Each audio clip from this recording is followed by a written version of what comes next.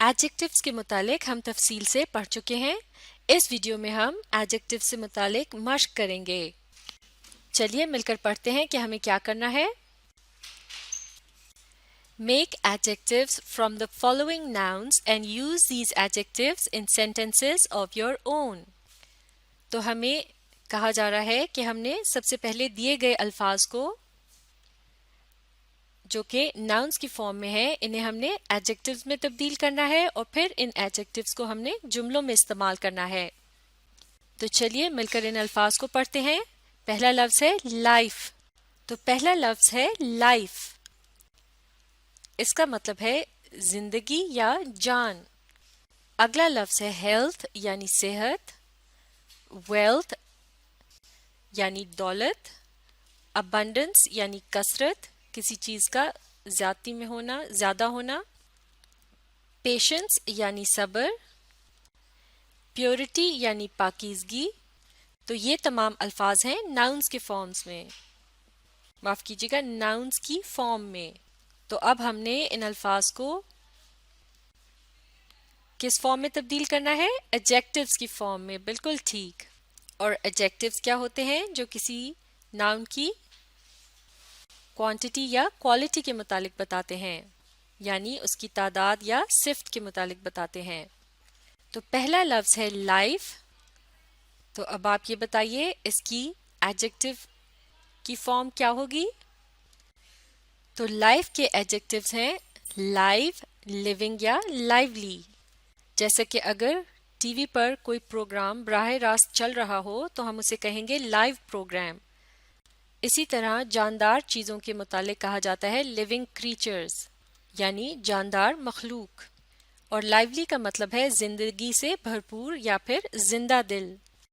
जैसे कि हम कह सकते हैं she is a lively person, यानी वो एक जिंदा दिल लड़की या खातून है। अगला नाउन है हेल्थ यानी सेहत। इसका एडजेक्टिव क्या होगा? इसका एडजेक्टिव है हेल्दी यानी सेहतमंद। जैसे कि अगर हम कहें अ हेल्दी चाइल्ड यानी एक सेहतमंद बच्चा, तो इससे बच्चे के बारे में पता चल रहा है कि उसकी सेहत अच्छी है। तो ये लफ्ज एक एडिशनल इंफॉर्मेशन दे रहा है, तो ये है एक एडजेक्टिव। अगला लफ्ज है वेल्थ यानी दौलत। अब बताइए इसका एडजेक्टिव क्या होगा? वेल्थ का एडजेक्टिव है वेल्दी यानी दौलतमंद। जैसा कि अगर हम कहें अ वेल्दी मर्चेंट यानी एक दौलतमंद ताजिर। अगला नाउन है अबंडेंस यानी किसी भी चीज की कसरत, यानी वो चीज जो तादाद में बहुत ज्यादा हो। तो अबंडेंस का एडजेक्टिव क्या है? अबंडेंस का एडजेक्टिव है अबंडेंट यानी कसीर, यानी बहुत ज्यादा तादाद में पाई जाने वाली चीज। जैसा कि अगर हम कहें एन अबंडेंट स्टॉक यानी एक कसीर जखीरा, यानी जखीरा की गई चीजें तादाद में बहुत ज्यादा हैं और आपके लिए काफी हैं। अगला नाउन है पेशेंस यानी सब्र। इसका एडजेक्टिव क्या है? पेशेंस का एडजेक्टिव है पेशेंट। पेशेंस का मतलब है सब्र, जबकि पेशेंट का मतलब है साबिर यानी सब्र करने वाला। जैसा कि अगर हम कहें अ पेशेंट वुमन यानी एक साबिर औरत, तो यहाँ औरत की सिफ्त बताते हुए पेशेंट का लफ्ज इस्तेमाल किया है, इसलिए ये है एडजेक्टिव।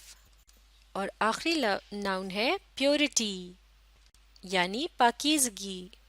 इसका एडजेक्टिव क्या है? प्योरिटी का एडजेक्टिव है प्योर। प्योरिटी का मतलब है पाकीज़गी, जबकि प्योर का मतलब है पाकीज़ा या फिर बहुत साफ सुथरा।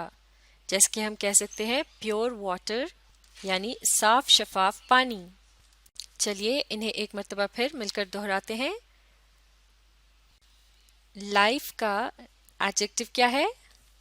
लाइव, लिविंग या लाइवली। और हेल्थ का एडजेक्टिव है हेल्दी। वेल्थ का एडजेक्टिव है वेल्दी। अबंडेंस का एडजेक्टिव है अबंडेंट। पेशेंस का एडजेक्टिव है पेशेंट और प्योरिटी का एडजेक्टिव है प्योर। اب ہم ان ایڈجیکٹیوز کو جملوں میں استعمال کریں گے. یوز آف ایڈجیکٹیوز ان سینٹینسز یعنی ایڈجیکٹیوز کا جملوں میں استعمال. پہلا ایڈجیکٹیو ہے lively. مل کر اس کا جملہ پڑھتے ہیں. آپ بھی میرے ساتھ پڑھیے. Teacher has read us his lively stories about his childhood and we enjoyed them greatly. اس جملے میں lively کے لفظ کا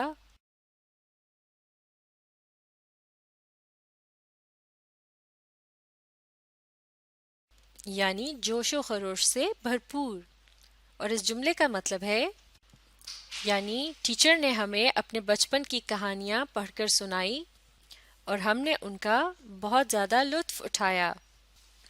اگلا لفظ ہے living یعنی زندہ یا جاندار. اب اس سے متعلق جملہ پڑھتے ہیں. امیبا از اے living creature یعنی امیبا ایک جاندار مخلوق ہے. امیبا ایک بہت ہی چھوٹا خوردبینی جاندار ہوتا ہے یعنی اسے صرف خوردبین کی مدد سے دیکھا جا سکتا ہے. خوردبین یعنی مائکروسکوپ. تو اس جملے میں لیونگ کا لفظ کریچر کے متعلق بتا رہا ہے کہ وہ کس قسم کا کریچر ہے یعنی وہ کس قسم کی مخلوق ہے. وہ ایک جاندار مخلوق ہے. تو اس طرح سے اس جملے میں لیونگ کا لفظ کیا ہے؟ یہ ایک ایڈجیکٹو ہے. اگلا لفظ ہے healthy. جملہ پڑھتے ہیں. To choose carefully what to eat is a sensible move to stay healthy. معاف کیجیے گا، ایک مرتبہ پھر اس درست جملے کو پڑھتے ہیں. To choose carefully what to eat is a sensible move to live a healthy life. یعنی اس جملے میں یہ کہا جا رہا ہے کہ جب ہم سوچ سمجھ کر کھانے پینے کی چیزوں کو چنتے ہیں تو ایک صحت مند زندگی گزارنے کے لیے یہ ایک سمجھداری کا عمل ہے. تو اس جملے میں لائف کے لفظ سے پہلے ہیلدی کا لفظ استعمال کیا گیا ہے. لائف یعنی زندگی اور ہیلدی یعنی صحت مند. تو اس طرح سے ہیلدی کا لفظ لائف کی وضاحت کر رہا ہے یعنی اس کے متعلق ایڈیشنل انفارمیشن دے رہا ہے یعنی کس قسم کی لائف.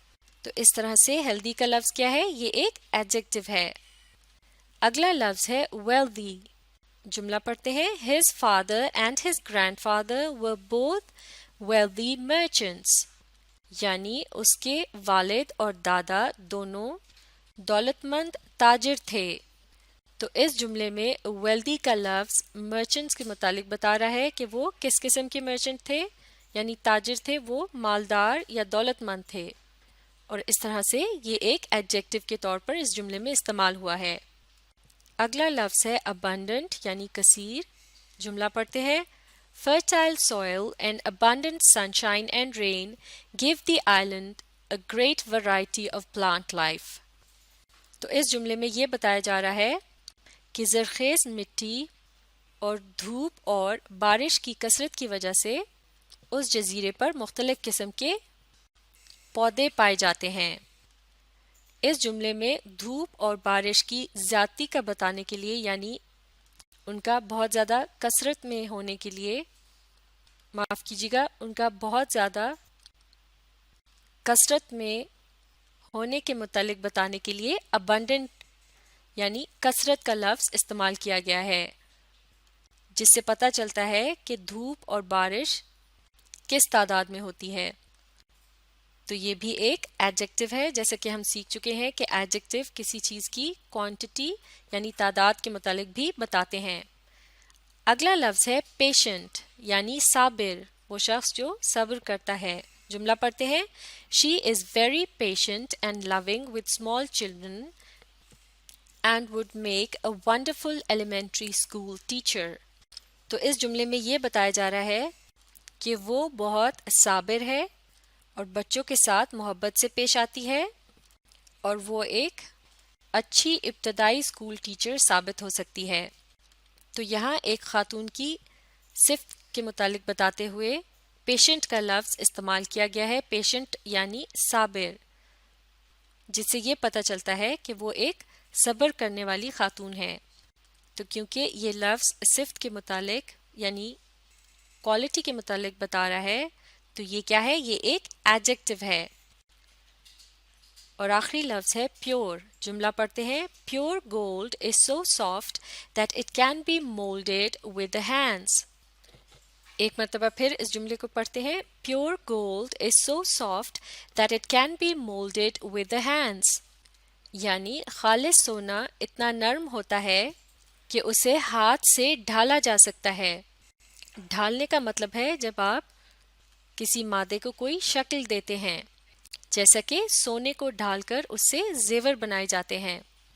تو یہاں پیور کا لفظ گولڈ کے متعلق بتا رہا ہے کہ کس قسم کا گولڈ ہے، یعنی اس کی کوالٹی یا صفت کے متعلق بتایا جا رہا ہے کہ وہ خالص گولڈ ہے، یعنی خالص سونا ہے. تو اس طرح سے اس جملے میں بھی پیور کا لفظ کیا ہے؟ یہ ایک ایڈجیکٹو کے طور پہ استعمال ہوا ہے. اور اب یہ مشق مکمل ہو گئی ہے. تو اب آپ اس ویڈیو کو ری پلے کیجئے اور اس کے ساتھ ساتھ پڑھنے اور سمجھنے کی کوشش جاری رکھیے.